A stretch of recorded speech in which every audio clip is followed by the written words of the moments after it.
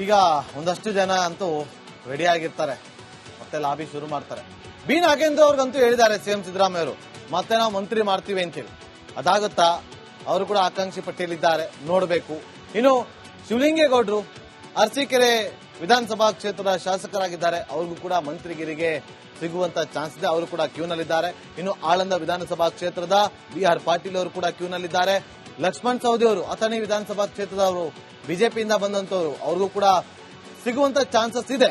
B R Patil ಅವರು ನೋಡಿ, ಆಗ್ಲೇ ಹೇಳಿದೆ ನಾನು, ಅವರು ಕೂಡ ರೇಸಲ್ಲಿದ್ದಾರೆ. ಮೊದಲ ಸಾಲಲ್ಲೇ ಕೂತಿದ್ದಾರೆ, ನಮ್ಗೆ ಈ ಸಲ ಬೇಕೇ ಬೇಕು ಅಂತೇಳಿ. ಮಳವಳ್ಳಿ ನರೇಂದ್ರ ಸ್ವಾಮಿ ಅವರು ಆಲ್ರೆಡಿ ಮಂಡ್ಯಾಗ ಒಂದು ಕೊಟ್ಟಿದ್ದೀರಾ, ನಮ್ಗೆ ಇನ್ನೊಂದು ಬೇಕು, ಯಾಕೆ ನಾವು ಒಳ್ಳೆ ರಿಸಲ್ಟ್ ಅನ್ನು ಕೊಟ್ಟಿದ್ದೀವಿ ಅಂತೇಳಿ ಅವರು ಕೂಡ ಪಟ್ಟು ಹಿಡಿದು ಕೂತಿದ್ದಾರೆ. ವಿನಯ್ ಕುಲಕರ್ಣಿ ನಮ್ಮ ಸಮುದಾಯದಲ್ಲಿ ಈ ಬಾರಿ ನಮಗೆ ಕೊಡಬೇಕು ಅಂತೇಳಿ ಅವರು ಕೂಡ ಕ್ಯೂನಲ್ಲಿದ್ದಾರೆ, ಮಂತ್ರಿಗಿರಿ ಕ್ಯೂನಲ್ಲಿದ್ದಾರೆ. ಇನ್ನು ಸಲೀಂ ಅಹಮದ್ ಅವರು ಪರಿಷತ್ ಸದಸ್ಯರು, ಎಂಎಲ್ಸಿ ಆಧಾರದಲ್ಲಿ ನಮಗೆ ಕೊಡಿ ಅಂತೇಳಿ ಅವರು ಕೂಡ ಪಟ್ಟು ಹಿಡಿದು ಕೂತಿದ್ದಾರೆ, ಅವರು ಕೂಡ ಕ್ಯೂನಲ್ಲಿದ್ದಾರೆ. ಎಚ್ ಸಿ ಬಾಲಕೃಷ್ಣ, ಡಿಕೆ ಶಿವಕುಮಾರ್ ಅವರ ಪರಮಾಪ್ತ, ಅವ್ರಿಗೆ ಒಂದು ವೇಳೆ ಏನಾದ್ರು ಪುನರಚನೆ ಆದ್ರೆ ಅವ್ರಿಗೆ ಸಿಗುವಂತ ಚಾನ್ಸಸ್ ತುಂಬಾ ಇದೆ. ಇನ್ನು ವಿಜಯಾನಂದ ಕಾಶ್ಯಪ್ಪನವರು ಹುನಗುಂದ ಕ್ಷೇತ್ರದ ನಾಯಕರು, ಅವರು ಕೂಡ ಈ ಬಾರಿ ಕ್ಯೂನಲ್ಲಿದ್ದಾರೆ, ಮಂತ್ರಿಗಿರಿ ಸಿಗುತ್ತಾ ಕಾದು ನೋಡಬೇಕು. ಇನ್ನು ಎಂ ಕೃಷ್ಣಪ್ಪ ವಿಜಯನಗರ ಕ್ಷೇತ್ರದ ಶಾಸಕರಾಗಿದ್ದಾರೆ, ಅವ್ರಿಗೂ ಕೂಡ ಸಿಗುವಂತ ಚಾನ್ಸಸ್ ಇದೆ, ಅವರು ಕೂಡ ಮಂತ್ರಿಗಿರಿ ಕ್ಯೂನಲ್ಲಿದ್ದಾರೆ. ಪುಟ್ಟರಂಗ ಶೆಟ್ಟಿ ಅವರು ಚಾಮರಾಜನಗರ ಅನೇಕ ಬಾರಿ ಗೆದ್ದಿದ್ದಾರೆ, ಈ ಬಾರಿ ದೊಡ್ಡ ಮಟ್ಟದಲ್ಲಿ ಗೆಲುವನ್ನು ದಾಖಲು ಮಾಡಿದ್ದಾರೆ. ಅಜಯ್ ಸಿಂಗ್ ಜೇವರ್ಗಿ ಕ್ಷೇತ್ರದ ಶಾಸಕರು, ತನ್ವಿ ಸೇಠ್ ನರಸಿಂಹರಾಜ ಕ್ಷೇತ್ರದ ಶಾಸಕರು, ರಘುಮೂರ್ತಿ ಚಳ್ಳಕೆರೆ, ಉಮಾಶ್ರೀ ಅವರು ಪರಿಷತ್ ಸದಸ್ಯೆ, ಇವರೆಲ್ಲರೂ ಕೂಡ ಕ್ಯೂನಲ್ಲಿದ್ದಾರೆ. ನೋಡ್ಬೇಕು ಇವರು ಮಾತ್ರನಾ ಅಥವಾ ಇವ್ರ ಜೊತೆ ಇನ್ನೂ ಒಂದಷ್ಟು ಜನ ಇದ್ದಾರೆ. ವೀಕ್ಷಕರೇ, ಕಡೆದಾಗಿ ಹೇಳ್ತೀನಿ, ಈ ವಿಚಾರದಲ್ಲಿ 40 ಜನ ರೇಸಲ್ಲಿದ್ದಾರೆ, 40 ಜನ ಕ್ಯೂನಲ್ಲಿದ್ದಾರೆ.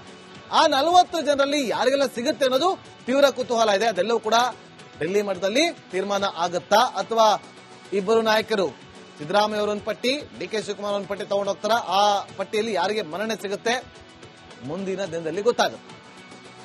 ಬ್ರೇಕ್ ಆದ ಈಗ ಒಂದಷ್ಟು ಜನ ಅಂತೂ ರೆಡಿ ಆಗಿರ್ತಾರೆ, ಮತ್ತೆ ಲಾಬಿ ಶುರು ಮಾಡ್ತಾರೆ.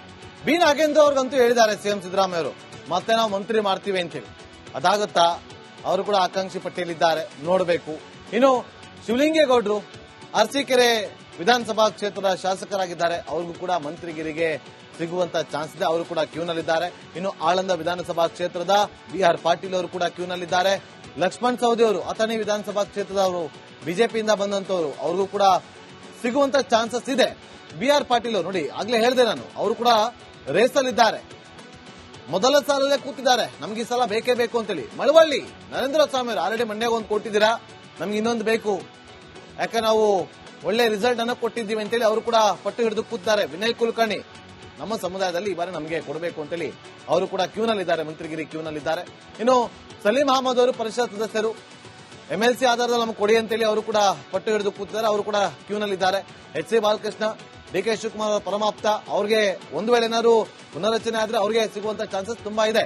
ಇನ್ನು ವಿಜಯಾನಂದ ಕಾಶ್ಯಪ್ಪನವರು ಹುನಗುಂದ ಕ್ಷೇತ್ರದ ನಾಯಕರು, ಅವರು ಕೂಡ ಈ ಬಾರಿ ಕ್ಯೂನಲ್ಲಿದ್ದಾರೆ, ಮಂತ್ರಿಗಿರಿ ಸಿಗುತ್ತಾ ಕಾದು ನೋಡಬೇಕು. ಇನ್ನು ಎಂ ಕೃಷ್ಣಪ್ಪ ವಿಜಯನಗರ ಕ್ಷೇತ್ರದ ಶಾಸಕರಾಗಿದ್ದಾರೆ, ಅವ್ರಿಗೂ ಕೂಡ ಸಿಗುವಂತ ಚಾನ್ಸಸ್ ಇದೆ, ಅವರು ಕೂಡ ಮಂತ್ರಿಗಿರಿ ಕ್ಯೂನಲ್ಲಿದ್ದಾರೆ. ಪುಟ್ಟರಂಗ ಶೆಟ್ಟಿ ಅವರು ಚಾಮರಾಜನಗರ ಅನೇಕ ಬಾರಿ ಗೆದ್ದಿದ್ದಾರೆ, ಈ ಬಾರಿ ದೊಡ್ಡ ಮಟ್ಟದಲ್ಲಿ ಗೆಲುವನ್ನು ದಾಖಲು ಮಾಡಿದ್ದಾರೆ. ಅಜಯ್ ಸಿಂಗ್ ಜೇವರ್ಗಿ ಕ್ಷೇತ್ರದ ಶಾಸಕರು, ತನ್ವಿ ಸೇಠ್ ನರಸಿಂಹರಾಜ ಕ್ಷೇತ್ರದ ಶಾಸಕರು, ರಘುಮೂರ್ತಿ ಚಳ್ಳಕೆರೆ,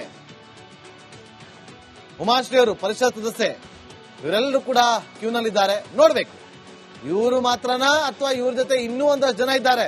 ವೀಕ್ಷಕರೇ, ಕಡೆದಾಗಿ ಹೇಳ್ತೀನಿ, ಈ ವಿಚಾರದಲ್ಲಿ 40 ಜನ ರೇಸಲ್ಲಿದ್ದಾರೆ, 40 ಜನ ಕ್ಯೂನಲ್ಲಿದ್ದಾರೆ. ಆ 40 ಜನರಲ್ಲಿ ಯಾರಿಗೆಲ್ಲ ಸಿಗುತ್ತೆ ಅನ್ನೋದು ತೀವ್ರ ಕುತೂಹಲ ಇದೆ. ಅದೆಲ್ಲವೂ ಕೂಡ ಡೆಲ್ಲಿ ಮಟ್ಟದಲ್ಲಿ ತೀರ್ಮಾನ ಆಗುತ್ತಾ, ಅಥವಾ ಇಬ್ಬರು ನಾಯಕರು ಸಿದ್ದರಾಮಯ್ಯ ಅವರೊಂದು ಪಟ್ಟಿ, ಡಿಕೆ ಶಿವಕುಮಾರ್ ಒಂದು ಪಟ್ಟಿ ತಗೊಂಡು ಹೋಗ್ತಾರ, ಆ ಪಟ್ಟಿಯಲ್ಲಿ ಯಾರಿಗೆ ಮನ್ನಣೆ ಸಿಗುತ್ತೆ ಮುಂದಿನ ದಿನದಲ್ಲಿ ಗೊತ್ತಾಗುತ್ತೆ. ಬ್ರೇಕ್ ಆದ ಈಗ ಒಂದಷ್ಟು ಜನ ಅಂತೂ ರೆಡಿ ಆಗಿರ್ತಾರೆ, ಮತ್ತೆ ಲಾಬಿ ಶುರು ಮಾಡ್ತಾರೆ. ಬಿ ನಾಗೇಂದ್ರ ಅವ್ರಿಗಂತೂ ಹೇಳಿದ್ದಾರೆ ಸಿಎಂ ಸಿದ್ದರಾಮಯ್ಯ ಅವರು, ಮತ್ತೆ ನಾವು ಮಂತ್ರಿ ಮಾಡ್ತೀವಿ ಅಂತೇಳಿ. ಅದಾಗುತ್ತಾ? ಅವರು ಕೂಡ ಆಕಾಂಕ್ಷಿ ಪಟ್ಟಿಯಲ್ಲಿದ್ದಾರೆ, ನೋಡಬೇಕು. ಇನ್ನು ಶಿವಲಿಂಗೇಗೌಡರು ಅರಸೀಕೆರೆ ವಿಧಾನಸಭಾ ಕ್ಷೇತ್ರದ ಶಾಸಕರಾಗಿದ್ದಾರೆ, ಅವ್ರಿಗೂ ಕೂಡ ಮಂತ್ರಿಗಿರಿಗೆ ಸಿಗುವಂತ ಚಾನ್ಸ್ ಇದೆ, ಅವರು ಕೂಡ ಕ್ಯೂನಲ್ಲಿದ್ದಾರೆ. ಇನ್ನು ಆಳಂದ ವಿಧಾನಸಭಾ ಕ್ಷೇತ್ರದ ಬಿಆರ್ ಪಾಟೀಲ್ ಅವರು ಕೂಡ ಕ್ಯೂನಲ್ಲಿದ್ದಾರೆ. ಲಕ್ಷ್ಮಣ್ ಸವದಿ ಅವರು ಅಥಣಿ ವಿಧಾನಸಭಾ ಕ್ಷೇತ್ರದವರು, ಬಿಜೆಪಿಯಿಂದ ಬಂದಂತವರು, ಅವ್ರಿಗೂ ಕೂಡ ಸಿಗುವಂತ ಚಾನ್ಸಸ್ ಇದೆ. ಬಿಆರ್ ಪಾಟೀಲ್ ಅವರು ನೋಡಿ, ಆಗ್ಲೇ ಹೇಳಿದೆ ನಾನು, ಅವರು ಕೂಡ ರೇಸಲ್ಲಿದ್ದಾರೆ, ಮೊದಲ ಸಾಲಲ್ಲೇ ಕೂತಿದ್ದಾರೆ. ನಮ್ಗೆ ಈ ಸಲ ಬೇಕೇ ಬೇಕು ಅಂತೇಳಿ. ಮಳವಳ್ಳಿ ನರೇಂದ್ರ ಸ್ವಾಮಿ ಅವರು ಆಲ್ರೆಡಿ ಮಂಡ್ಯಾಗ ಒಂದು ಕೊಟ್ಟಿದ್ದೀರಾ, ನಮ್ಗೆ ಇನ್ನೊಂದು ಬೇಕು, ಯಾಕೆ ನಾವು ಒಳ್ಳೆ ರಿಸಲ್ಟ್ ಅನ್ನ ಕೊಟ್ಟಿದ್ದೀವಿ ಅಂತೇಳಿ ಅವರು ಕೂಡ ಪಟ್ಟು ಹಿಡಿದು ಕೂತಿದ್ದಾರೆ. ವಿನಯ್ ಕುಲಕರ್ಣಿ ನಮ್ಮ ಸಮುದಾಯದಲ್ಲಿ ಈ ಬಾರಿ ನಮಗೆ ಕೊಡಬೇಕು ಅಂತೇಳಿ ಅವರು ಕೂಡ ಕ್ಯೂನಲ್ಲಿದ್ದಾರೆ, ಮಂತ್ರಿಗಿರಿ ಕ್ಯೂನಲ್ಲಿದ್ದಾರೆ. ಇನ್ನು ಸಲೀಂ ಅಹಮದ್ ಅವರು ಪರಿಷತ್ ಸದಸ್ಯರು, MLC ಆಧಾರದಲ್ಲಿ ನಮ್ಗೆ ಕೊಡಿ ಅಂತೇಳಿ ಅವರು ಕೂಡ ಪಟ್ಟು ಹಿಡಿದು ಕೂತಿದ್ದಾರೆ, ಅವರು ಕೂಡ ಕ್ಯೂನಲ್ಲಿದ್ದಾರೆ. HC ಬಾಲಕೃಷ್ಣ, DK ಶಿವಕುಮಾರ್ ಅವರ ಪರಮಾಪ್ತ, ಅವ್ರಿಗೆ ಒಂದು ವೇಳೆ ಏನಾದ್ರು ಪುನರ್ರಚನೆ ಆದ್ರೆ ಅವ್ರಿಗೆ ಸಿಗುವಂತ ಚಾನ್ಸಸ್ ತುಂಬಾ ಇದೆ. ಇನ್ನು ವಿಜಯಾನಂದ ಕಾಶ್ಯಪ್ಪನವರು ಹುನಗುಂದ ಕ್ಷೇತ್ರದ ನಾಯಕರು, ಅವರು ಕೂಡ ಈ ಬಾರಿ ಕ್ಯೂನಲ್ಲಿದ್ದಾರೆ. ಮಂತ್ರಿಗಿರಿ ಸಿಗುತ್ತಾ ಕಾದು ನೋಡಬೇಕು. ಇನ್ನು M ಕೃಷ್ಣಪ್ಪ ವಿಜಯನಗರ ಕ್ಷೇತ್ರದ ಶಾಸಕರಾಗಿದ್ದಾರೆ, ಅವ್ರಿಗೂ ಕೂಡ ಸಿಗುವಂತ ಚಾನ್ಸಸ್ ಇದೆ, ಅವರು ಕೂಡ ಮಂತ್ರಿಗಿರಿ ಕ್ಯೂನಲ್ಲಿದ್ದಾರೆ. ಪುಟ್ಟರಂಗ ಶೆಟ್ಟಿ ಅವರು ಚಾಮರಾಜನಗರ ಅನೇಕ ಬಾರಿ ಗೆದ್ದಿದ್ದಾರೆ, ಈ ಬಾರಿ ದೊಡ್ಡ ಮಟ್ಟದಲ್ಲಿ ಗೆಲುವನ್ನು ದಾಖಲು ಮಾಡಿದ್ದಾರೆ. ಅಜಯ್ ಸಿಂಗ್ ಜೇವರ್ಗಿ ಕ್ಷೇತ್ರದ ಶಾಸಕರು, ತನ್ವಿ ಸೇಠ್ ನರಸಿಂಹರಾಜ ಕ್ಷೇತ್ರದ ಶಾಸಕರು, ರಘುಮೂರ್ತಿ ಚಳ್ಳಕೆರೆ, ಉಮಾಶ್ರೀ ಅವರು ಪರಿಷತ್ ಸದಸ್ಯೆ, ಇವರೆಲ್ಲರೂ ಕೂಡ ಕ್ಯೂನಲ್ಲಿದ್ದಾರೆ. ನೋಡ್ಬೇಕು ಇವರು ಮಾತ್ರನಾ ಅಥವಾ ಇವ್ರ ಜೊತೆ ಇನ್ನೂ ಒಂದಷ್ಟು ಜನ ಇದ್ದಾರೆ. ವೀಕ್ಷಕರೇ, ಕಡೆದಾಗಿ ಹೇಳ್ತೀನಿ, ಈ ವಿಚಾರದಲ್ಲಿ 40 ಜನ ರೇಸಲ್ಲಿದ್ದಾರೆ, 40 ಜನ ಕ್ಯೂನಲ್ಲಿದ್ದಾರೆ. ಆ 40 ಜನರಲ್ಲಿ ಯಾರಿಗೆಲ್ಲ ಸಿಗುತ್ತೆ ಅನ್ನೋದು ತೀವ್ರ ಕುತೂಹಲ ಇದೆ. ಅದೆಲ್ಲವೂ ಕೂಡ ಡೆಲ್ಲಿ ಮಟ್ಟದಲ್ಲಿ ತೀರ್ಮಾನ ಆಗುತ್ತಾ ಅಥವಾ ಇಬ್ಬರು ನಾಯಕರು ಸಿದ್ದರಾಮಯ್ಯ ಅವರೊಂದು ಪಟ್ಟಿ, DK ಶಿವಕುಮಾರ್ ಒಂದು ಪಟ್ಟಿ ತಗೊಂಡು ಹೋಗ್ತಾರ, ಆ ಪಟ್ಟಿಯಲ್ಲಿ ಯಾರಿಗೆ ಮನ್ನಣೆ ಸಿಗುತ್ತೆ ಮುಂದಿನ ದಿನದಲ್ಲಿ ಗೊತ್ತಾಗುತ್ತೆ. ಬ್ರೇಕ್ ಆದ ಈಗ ಒಂದಷ್ಟು ಜನ ಅಂತೂ ರೆಡಿ ಆಗಿರ್ತಾರೆ, ಮತ್ತೆ ಲಾಬಿ ಶುರು ಮಾಡ್ತಾರೆ. ಬಿ ನಾಗೇಂದ್ರ ಅವ್ರಿಗಂತೂ ಹೇಳಿದ್ದಾರೆ CM ಸಿದ್ದರಾಮಯ್ಯ ಅವರು, ಮತ್ತೆ ನಾವು ಮಂತ್ರಿ ಮಾಡ್ತೀವಿ ಅಂತೇಳಿ. ಅದಾಗುತ್ತಾ? ಅವರು ಕೂಡ ಆಕಾಂಕ್ಷಿ ಪಟ್ಟಿಯಲ್ಲಿದ್ದಾರೆ, ನೋಡಬೇಕು. ಇನ್ನು ಶಿವಲಿಂಗೇಗೌಡರು ಅರಸೀಕೆರೆ ವಿಧಾನಸಭಾ ಕ್ಷೇತ್ರದ ಶಾಸಕರಾಗಿದ್ದಾರೆ, ಅವ್ರಿಗೂ ಕೂಡ ಮಂತ್ರಿಗಿರಿಗೆ ಸಿಗುವಂತ ಚಾನ್ಸ್ ಇದೆ, ಅವರು ಕೂಡ ಕ್ಯೂನಲ್ಲಿದ್ದಾರೆ. ಇನ್ನು ಆಳಂದ ವಿಧಾನಸಭಾ ಕ್ಷೇತ್ರದ BR ಪಾಟೀಲ್ ಅವರು ಕೂಡ ಕ್ಯೂನಲ್ಲಿದ್ದಾರೆ.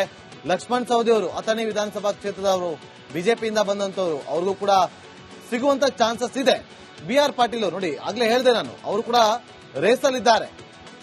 ಮೊದಲ ಸಾಲಲ್ಲೇ ಕೂತಿದ್ದಾರೆ, ನಮ್ಗೆ ಈ ಸಲ ಬೇಕೇ ಬೇಕು ಅಂತೇಳಿ. ಮಳವಳ್ಳಿ ನರೇಂದ್ರ ಸ್ವಾಮಿ ಅವರು ಆಲ್ರೆಡಿ ಮಂಡ್ಯಾಗ ಒಂದು ಕೊಟ್ಟಿದ್ದೀರಾ, ನಮ್ಗೆ ಇನ್ನೊಂದು ಬೇಕು, ಯಾಕೆ ನಾವು ಒಳ್ಳೆ ರಿಸಲ್ಟ್ ಅನ್ನ ಕೊಟ್ಟಿದ್ದೀವಿ ಅಂತೇಳಿ ಅವರು ಕೂಡ ಪಟ್ಟು ಹಿಡಿದು ಕೂತಿದ್ದಾರೆ. ವಿನಯ್ ಕುಲಕರ್ಣಿ ನಮ್ಮ ಸಮುದಾಯದಲ್ಲಿ ಈ ಬಾರಿ ನಮಗೆ ಕೊಡಬೇಕು ಅಂತೇಳಿ ಅವರು ಕೂಡ ಕ್ಯೂನಲ್ಲಿದ್ದಾರೆ, ಮಂತ್ರಿಗಿರಿ ಕ್ಯೂನಲ್ಲಿದ್ದಾರೆ. ಇನ್ನು ಸಲೀಂ ಅಹಮದ್ ಅವರು ಪರಿಷತ್ ಸದಸ್ಯರು, MLC ಆಧಾರದಲ್ಲಿ ನಮ್ಗೆ ಕೊಡಿ ಅಂತೇಳಿ ಅವರು ಕೂಡ ಪಟ್ಟು ಹಿಡಿದು ಕೂತಿದ್ದಾರೆ, ಅವರು ಕೂಡ ಕ್ಯೂನಲ್ಲಿದ್ದಾರೆ. HC ಬಾಲಕೃಷ್ಣ, DK ಶಿವಕುಮಾರ್ ಅವರ ಪರಮಾಪ್ತ, ಅವ್ರಿಗೆ ಒಂದು ವೇಳೆ ಏನಾದ್ರು ಪುನರ್ರಚನೆ ಆದ್ರೆ ಅವ್ರಿಗೆ ಸಿಗುವಂತ ಚಾನ್ಸಸ್ ತುಂಬಾ ಇದೆ. ಇನ್ನು ವಿಜಯಾನಂದ ಕಾಶ್ಯಪ್ಪನವರು ಹುನಗುಂದ ಕ್ಷೇತ್ರದ ನಾಯಕರು, ಅವರು ಕೂಡ ಈ ಬಾರಿ ಕ್ಯೂನಲ್ಲಿದ್ದಾರೆ, ಮಂತ್ರಿಗಿರಿ ಸಿಗುತ್ತಾ ಕಾದು ನೋಡಬೇಕು. ಇನ್ನು M ಕೃಷ್ಣಪ್ಪ ವಿಜಯನಗರ ಕ್ಷೇತ್ರದ ಶಾಸಕರಾಗಿದ್ದಾರೆ, ಅವ್ರಿಗೂ ಕೂಡ ಸಿಗುವಂತ ಚಾನ್ಸಸ್ ಇದೆ, ಅವರು ಕೂಡ ಮಂತ್ರಿಗಿರಿ ಕ್ಯೂನಲ್ಲಿದ್ದಾರೆ. ಪುಟ್ಟರಂಗ ಶೆಟ್ಟಿ ಅವರು ಚಾಮರಾಜನಗರ ಅನೇಕ ಬಾರಿ ಗೆದ್ದಿದ್ದಾರೆ, ಈ ಬಾರಿ ದೊಡ್ಡ ಮಟ್ಟದಲ್ಲಿ ಗೆಲುವನ್ನು ದಾಖಲು ಮಾಡಿದ್ದಾರೆ. ಅಜಯ್ ಸಿಂಗ್ ಜೇವರ್ಗಿ ಕ್ಷೇತ್ರದ ಶಾಸಕರು, ತನ್ವಿ ಸೇಠ್ ನರಸಿಂಹರಾಜ ಕ್ಷೇತ್ರದ ಶಾಸಕರು, ರಘುಮೂರ್ತಿ ಚಳ್ಳಕೆರೆ, ಉಮಾಶ್ರೀ ಅವರು ಪರಿಷತ್ ಸದಸ್ಯೆ, ಇವರೆಲ್ಲರೂ ಕೂಡ ಕ್ಯೂನಲ್ಲಿದ್ದಾರೆ. ನೋಡ್ಬೇಕು ಇವರು ಮಾತ್ರನಾ ಅಥವಾ ಇವ್ರ ಜೊತೆ ಇನ್ನೂ ಒಂದಷ್ಟು ಜನ ಇದ್ದಾರೆ. ವೀಕ್ಷಕರೇ, ಕಡೆದಾಗಿ ಹೇಳ್ತೀನಿ, ಈ ವಿಚಾರದಲ್ಲಿ 40 ಜನ ರೇಸಲ್ಲಿದ್ದಾರೆ, 40 ಜನ ಕ್ಯೂನಲ್ಲಿದ್ದಾರೆ. ಆ 40 ಜನರಲ್ಲಿ ಯಾರಿಗೆಲ್ಲ ಸಿಗುತ್ತೆ ಅನ್ನೋದು ತೀವ್ರ ಕುತೂಹಲ ಇದೆ. ಅದೆಲ್ಲವೂ ಕೂಡ ಡೆಲ್ಲಿ ಮಟ್ಟದಲ್ಲಿ ತೀರ್ಮಾನ ಆಗುತ್ತಾ ಅಥವಾ ಇಬ್ಬರು ನಾಯಕರು ಸಿದ್ದರಾಮಯ್ಯ ಅವರೊಂದು ಪಟ್ಟಿ, DK ಶಿವಕುಮಾರ್ ಒಂದು ಪಟ್ಟಿ ತಗೊಂಡು ಹೋಗ್ತಾರ, ಆ ಪಟ್ಟಿಯಲ್ಲಿ ಯಾರಿಗೆ ಮನ್ನಣೆ ಸಿಗುತ್ತೆ ಮುಂದಿನ ದಿನದಲ್ಲಿ ಗೊತ್ತಾಗುತ್ತೆ. ಬ್ರೇಕ್ ಆದ